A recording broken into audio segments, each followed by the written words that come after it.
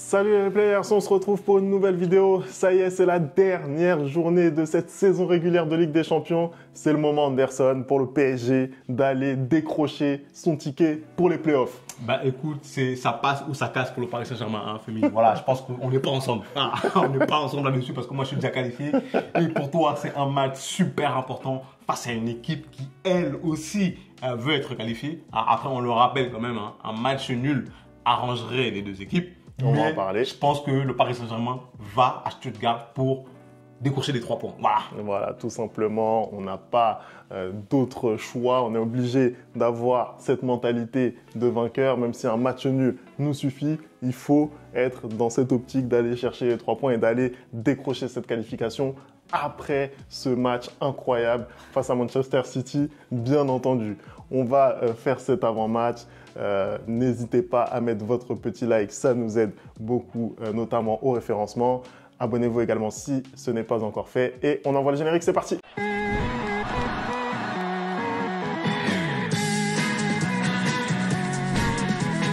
Anderson, on commence cet avant-match. Le PSG qui joue un match très très important pour son avenir en Ligue des Champions, on l'a dit et redit. Cette fois, c'est contre Stuttgart. C'est un adversaire qui lui aussi joue sa survie en Ligue des Champions. Ce que je te propose, Anderson, c'est qu'on parle déjà des scénarios de qualification pour le PSG. Bah, on vient de se casser la tête. Hein. Juste avant de commencer à tourner la vidéo, hein, il y a les micmacs, il faut que Paris gagne, il faut que Paris perde, il faut que Paris fasse match nul. En même temps, Stuttgart ne doit pas perdre. Eh, vas-y, c'est n'importe quoi. Moi, j'aime pas les casse-têtes comme ça. C'est pour ça que j'étais soulagé que mon équipe elle ait gagné le week-end dernier, la semaine dernière, parce que là, c'est n'importe quoi. Il faut que je propose qu'on affiche. Les scénarios. On va afficher ça, mais en vrai, c'est pas un si gros casse-tête que ça, parce que on rappelle que bien entendu, un match nul suffit au Paris Saint-Germain pour voir les playoffs. Donc victoire ou nul, bien entendu, le PSG se qualifie pour les playoffs. Là où ça devient un casse-tête, c'est si le PSG devait perdre à Stuttgart. Et on sait que le Paris Saint-Germain est habitué à se saborder en Ligue des Champions, hein, parce que je le vois tellement, hein, gros, le voir arriver gros comme le nez au milieu du visage, de gagner contre Manchester City et d'aller faire n'importe quoi contre Stuttgart. Donc, si jamais il venait que le Paris Saint-Germain perde, hein, c'est quoi les scénarios pour qu'ils réussissent quand même à se qualifier? Alors, même si je pense que ça risque très très peu d'arriver. Voilà. Le PSG serait éliminé en cas de défaite si il se produit un de ces 3 scénarios, Anderson. Le premier, c'est Benfica gagne, fait match nul ou perd mais garde une meilleure différence de but que le PSG. Deuxième scénario, le Sporting gagne, fait nul ou meilleure différence de but que le PSG. Troisième scénario, Manchester City qui bat Bruges. Ça risque de se produire, on va pas se mentir. Attention, parce que tu as dit un de ces 3 scénarios. Non, pour moi, c'est les 3 scénarios qui doivent se produire en même temps. Au moins 3 sur les scénarios. Au moins 3 sur les scénarios. Un des. Alors que non, c'est au moins 3. Au moins 3 sur ces scénarios. C'est-à-dire que ce que tu viens de citer là, si les 3 doivent arriver. Sinon, par exemple, si Paris perd, mais que dans le même temps, c'est qui? C'est Benfica, par exemple, ne gagne pas, bah, Paris est quand même qualifié. Donc là, il faut que au moins 3 des scénarios que Femi vient de citer se réalisent pour que si jamais le Paris Saint-Germain a perdu, il puisse pouvoir continuer et aller en playoff. Voilà. Puisse être éliminé. Donc du coup, le 4e scénario, c'est le Dynamo Zagreb qui bat le Milan AC.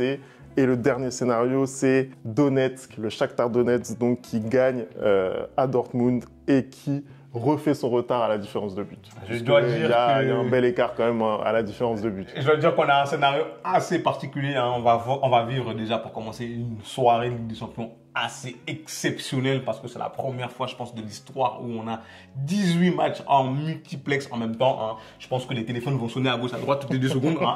Ça va être une journée absolument folle. Je rappelle, comme Femi a dit, qu'il n'y aura malheureusement pas de débrief à la fin du match parce que voilà, on a des contraintes, hein, donc on ne pourra pas débriefer le match directement, mais on fera une vidéo le lendemain, donc le jeudi. Débrief un peu de la première phase de groupe de la Ligue des Champions. On reviendra sur nos 2 équipes respectives, à savoir le Real Madrid et le Paris Saint-Germain, et on essaiera un peu de se projeter sur l'avenir. Je te propose qu'on revienne au match qui nous intéresse, hein, Femi. Est-ce que je vais te poser la question, est-ce que tu es inquiet quand tu vois ce match arriver? Est-ce que tu es inquiet quand tu regardes ce Stuttgart Paris Saint-Germain? Est-ce que tu es inquiet? Est-ce que tu stresses? Est-ce que tu te dis que ton équipe a toujours cette faculté à se saborder et que ça peut arriver mercredi? Ou est-ce que tu y vas totalement serein en Allemagne? Bah, écoute, si je regarde le passé plus ou moins lointain du PSG en Ligue des Champions, j'ai quoi? J'ai la remontada qui me revient en tête. Mais ça y est, c'est oublié là, normalement, tu viens de faire une remontada toi aussi. Ah non, mais je te dis, c'est pour ça que je dis le passé plus ou moins lointain. Voilà, j'ai la remontada, j'ai le match contre Manchester United, j'ai plein de matchs comme ça. J'ai même le match en 2022 contre le Real Madrid. J'ai tous ces matchs-là qui me reviennent en tête où tu te dis, c'est pas possible que le PSG ne se qualifie pas après avoir fait tant de différences et pourtant c'est arrivé. Après, tu joues contre des adversaires d'un calibre différent. Là, tu viens de citer des clubs historiques quand même. Là, c'est Stuttgart. Bien sûr, j'y viens. C'est vrai que là, sous Luis Enrique, on a ce changement de mentalité. Tu vois ce que je veux dire? Un changement de mentalité qui nous permet vraiment de se dire, si on doit perdre, on va perdre avec les armes à la main. Voilà, on va tout donner, on ne va pas se ridiculiser aux yeux de l'Europe et on est armé mentalement pour pouvoir aborder ce genre de rencontre de la meilleure des manières. Il y a aussi une réalité, et tu viens d'en parler, c'est le fait que le PSG, malgré tous les déboires qu'il a pu connaître en Europe, c'est vrai que lorsqu'il fait face à un adversaire qui est plus faible que lui et qui doit passer, généralement le PSG passe. Tu vois, j'avais un petit peu parlé de ça, notamment lors du match contre la Real Sociedad, où voilà, la Real Sociedad c'était un premier de poule lorsqu'on les tire en huitième de finale. Voilà, il y en avait qui nous prédisaient un petit peu l'enfer face à cette grande Real Sociedad, etc. Mais généralement, voilà, quand on a une équipe, en tout cas un club avec un standing moindre, bah, généralement le PSG répond présent. Là, c'est le cas de cette équipe de Stuttgart. J'espère, je pense que le PSG va répondre présent et va aller au moins décrocher ce nul pour aller se qualifier. Par contre, j'ai une petite inquiétude. Là, on a encore vu ce week-end que le Paris Saint-Germain a énormément de mal face au bloc bas. Est-ce que tu penses que si on arrive en Allemagne et que Stuttgart justement décide de jouer en défense et de procéder en contre-attaque, est-ce que tu ne penses pas qu'il y a moyen qu'ils puissent vous punir? Écoute, c'est une possibilité. Moi, je pense sincèrement que Stuttgart, c'est pas leur intérêt non plus de trop se découvrir. On est dans cette configuration où un match nul qualifie les deux équipes. Ça, c'est vraiment un paramètre très important. Moi, personnellement, dans le football, j'ai jamais vu deux équipes qui ont la possibilité comme ça de se qualifier et qui ne se qualifient pas. Ça n'existe pas. Après, non, je ne suis pas d'accord avec toi parce que tu dis un match nul n'arrange pas forcément Stuttgart. Je pense que un match nul vous arrange vous, quoi qu'il arrive, mais un match nul n'arrange pas forcément Stuttgart. Je ne suis pas sûr. Vous nous dites dans les commentaires, en tout cas moi, des calculs, des calculs savants que j'ai fait parce que j'ai une maîtrise en mathématiques, vous ne le savez pas encore, mais des calculs savants. Tu as eu la maîtrise là où que j'étais pas là? Tu as eu où ça? Tu as eu ça où? Moi, des calculs savants que j'ai fait, je vous le dis, un match nul qualifie Stuttgart. Mais voilà, on est dans cette situation où voilà, je pense que les deux équipes n'ont pas intérêt à prendre des risques et à trop se découvrir. Donc même sur ce match-là, ça aurait pu être le cas sur un match un peu plus tôt dans la phase de ligue, mais là, sur ce match-là, honnêtement, je pense que le PSG va avoir la maîtrise, va avoir la possession. Peut-être qu'ils vont se casser les dents sur le bloc de Stuttgart, mais en tout cas, je ne les vois pas être en danger vraiment défensivement. Je pense que le PSG aura plus de mal à marquer qu'autre chose, mais défensivement, ça va être difficile. Bah, écoute, la transition est toute faite. Hein.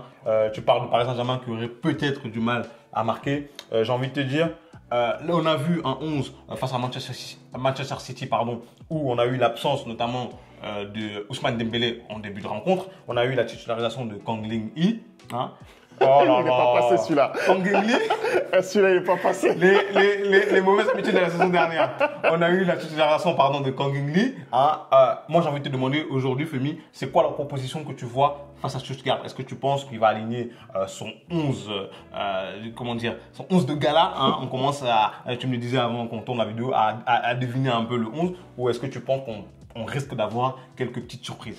Là-dessus, je pense que Luis Enrique, il va pas nous faire de surprise, pas sur un match comme ça. En tout cas, je pense pas. Je pense que là, si Luis Enrique fait une surprise et que ça se passe mal, là, il se met clairement en danger. Tu vois ce que je veux dire? Donc, je pense qu'il ne fera pas ça. Je pense qu'il va mettre le 11 que tout le monde attend, le 11 qui est celui qui est vraiment le plus fort actuellement, compte tenu des joueurs qu'on a à disposition. Puisque, on le rappelle, Nuno Mendes est suspendu pour ce match et bien entendu, Kvara ne peut pas disputer cette rencontre. Donc, compte tenu de ça, effectivement, on aura, je pense, Donnarumma dans la cage. Je pense que la défense, elle est connue avec cette charnière Pacho-Marquinhos, avec Achraf Hakimi à droite. Et à gauche à gauche, je pense personnellement Lucas Hernandez. Okay. Voilà, parce que, à mon avis, c'est la meilleure alternative.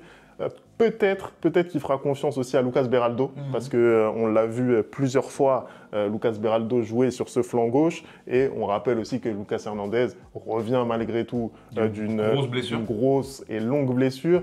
Il l'a dit après le match contre Reims là, en championnat qu'il était, selon lui, capable de tenir 90 minutes, mais pas forcément d'enchaîner plusieurs matchs de 90 minutes. Donc, à voir si Luis Enrique prend le risque de le mettre titulaire dans une rencontre aussi importante. Au milieu de terrain, tu vois qui? Est-ce que tu penses qu'il y a une surprise avec la titularisation de Warren Zaïre-Emery, ou est-ce que tu penses qu'il va continuer de faire confiance à son chouchou, à savoir Fabien Ruiz?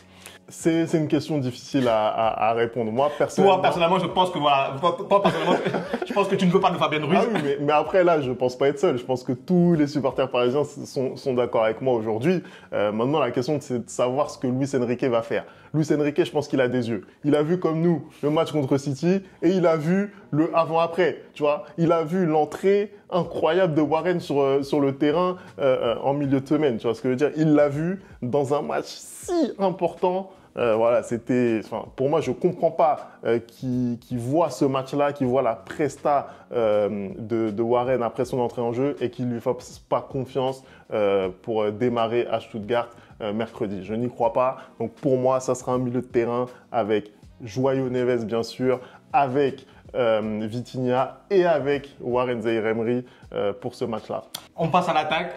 Je pense que c'est la ligne où il y a le plus d'incertitude en soi, parce que je trouve qu'il fait tout le temps des nouveautés dans cette attaque. J'ai l'impression que la dernière fois, on était là, on faisait l'avant-match, on disait que ouais, la certitude, c'est Ousmane Dembélé finalement. Bon, il a eu la grippe et finalement, il a démarré sur le banc. Là, qu'est-ce que tu vois sur cette ligne d'attaque? Est-ce que tu penses qu'il va titulariser Désiré Doué en faux numéro 9 et mettre sur les côtés Dembélé et Barcola, ou est-ce que tu penses qu'il va faire confiance à Gonzalo Ramos? Qu'est-ce que tu penses? Ou peut-être à Kang In Lee, ou peut-être à Marco Asensio? Parce que c'est des possibilités en vrai de vrai. Moi, je vais te dire, honnêtement, je pense que le seul qui peut postuler à une place de titulaire, hormis Dembélé, Barcola et Désiré Doué, parce que je pense que ce sera ça le trio, pour moi, c'est Kang In Lee. C'est le seul qui peut venir un petit peu casser ce trio-là. Pourquoi? Parce que, encore une fois, Luis Enrique le porte en haute estime, comme un Fabien Ruiz par exemple, et parce que c'est un joueur en fait qui va, selon Luis Enrique toujours, te permettre d'avoir beaucoup plus de maîtrise en fait du ballon, selon lui. Et dans un match comme ça à l'extérieur, ça peut aider, tu vois. Maintenant, encore une fois, pour moi, il y a un delta quand même entre ce que propose Kang In Lee, c'est-à-dire des prestations qui pour moi sont tièdes, je le dis comme je le pense. On le savait déjà, voilà. On le savait déjà. Et ce que font actuellement Ousmane Dembélé, Désiré Doué et Bradley Barcola. Aujourd'hui, Dembélé, est-ce que j'ai encore besoin d'en parler? Je pense qu'on va passer.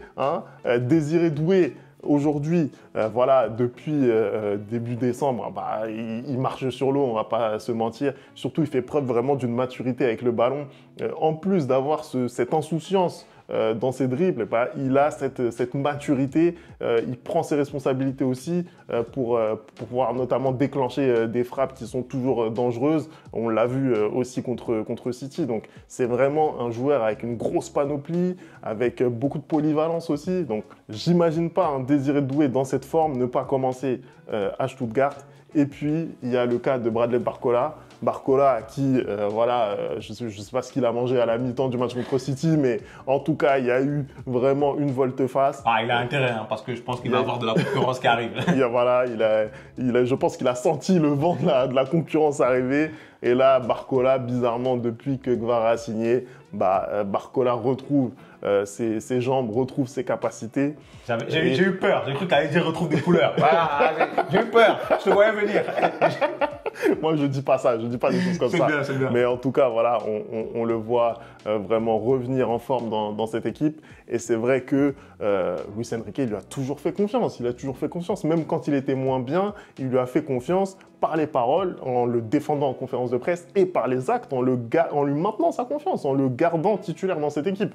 Donc, pour toutes ces raisons, je pense que c'est le trio qui va démarrer. Barcola à gauche, Dembélé à droite, Désiré Doué dans l'axe. Après, il y a beaucoup de permutations, on le sait, sur le terrain. On a vu là, notamment contre Reims, on a vu un Barcola, par exemple, plutôt à droite. Voilà.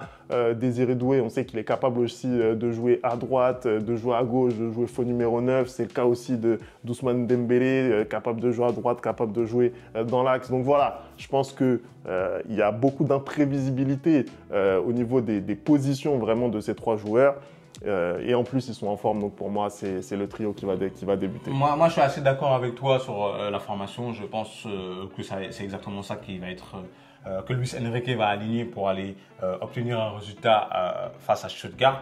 Maintenant, il y a la formation et il y a ce qui se passe sur le terrain. Et ça m'amène justement à ma prochaine question, Femi, à savoir, qu'est-ce que tu penses pour toi va être les clés de ce match pour le Paris Saint-Germain pour décrocher la qualification? Je ne t'ai pas dit pour gagner le match, je t'ai dit pour décrocher la qualification. Qu'est-ce que le Paris Saint-Germain, qu'est-ce que les hommes de Luis Enrique doivent faire pour être sûr, à la fin des 90 minutes, d'être qualifiés pour les barrages de Ligue des Champions? Ah, mais pour moi, ce qu'ils doivent faire dans l'idéal, je ne pense pas que c'est ce qui va se passer, mais ce qu'ils doivent faire dans l'idéal, c'est marquer très rapidement. C'est ça qu'ils doivent faire pour se rendre le match facile. Ils doivent marquer très rapidement. Le problème de ce PSG-là, c'est que c'est un PSG à réaction, surtout en Ligue des Champions. On voit que globalement, les premières périodes sont plutôt compliquées. On a du mal à faire la différence en première période, là, sur cette campagne de Ligue des Champions. On a vu, par exemple, contre le PSV Eindhoven, qu'on a été mené au score rapidement.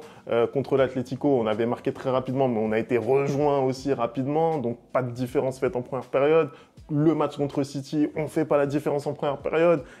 On peut en citer plein comme ça, des matchs où on est en grande difficulté en première période. Ça, pour moi, il va falloir le changer dans ce match-là. C'est une des clés. Il va falloir marquer le but en premier, comme ça a été le cas notamment contre Salzbourg. Ce match-là, vraiment, j'ai aimé la façon dont on l'a géré. J'aimerais vraiment voir un match de ce type du PSG mercredi contre Stuttgart, clairement.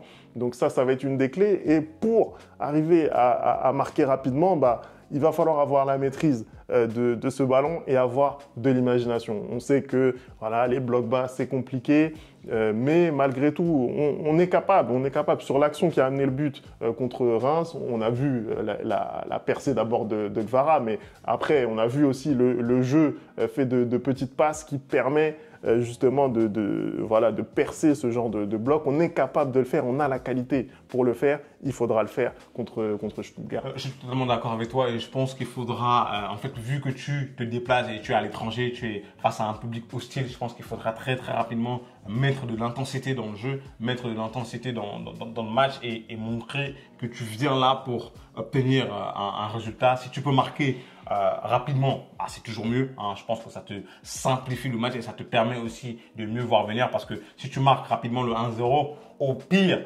tu te fais rejoindre et tu as quand même la qualification. Et au pire, ça te permet de te libérer et tu déroules complètement et tu vas gagner le match 2-3-0. Mais pour moi, il faut vraiment prendre ce match-là au sérieux et te dire que aujourd'hui, tu vas là-bas pour gagner. Tu ne vas pas là-bas pour avoir un match nul, tu vas là-bas pour gagner. Donc voilà. On va passer, Femi, si tu le veux bien, au pronostic. Comme on sait que sur cette chaîne, tu es le meilleur au niveau des pronos. On sait que tu es Madame Irma, bien évidemment. Tu as toujours le bon prono, Femi. Quel est ton prono pour ce match? Écoute, bizarrement, je vois pas le PSG gagner. Moi, comme je te l'ai dit, je vois un match nul. Je vois un match nul. Tout le monde sera content, Stuttgart sera certainement qualifié, le PSG sera assurément qualifié aussi.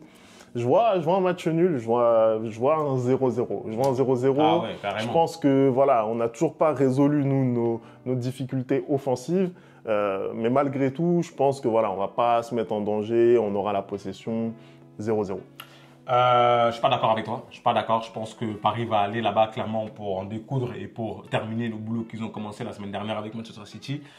Donc je vois une victoire du PSG 2-1. 2-1. Je ne vois pas comment, dans un match aussi important, dans un match aussi coup près, il pourrait se mettre, ne serait-ce que laisser le doute sur la qualification. Donc je pense que les hommes de Luis Enrique vont vouloir assurer et que lui-même sur le banc va tout faire pour qu'il puisse assurer. Donc je vois le Paris Saint-Germain gagner ce match de buts-1. Allez, merci d'avoir regardé cette vidéo. On n'oublie pas les bonnes habitudes @le replay foot et on se retrouve très très vite pour une nouvelle vidéo. Ciao.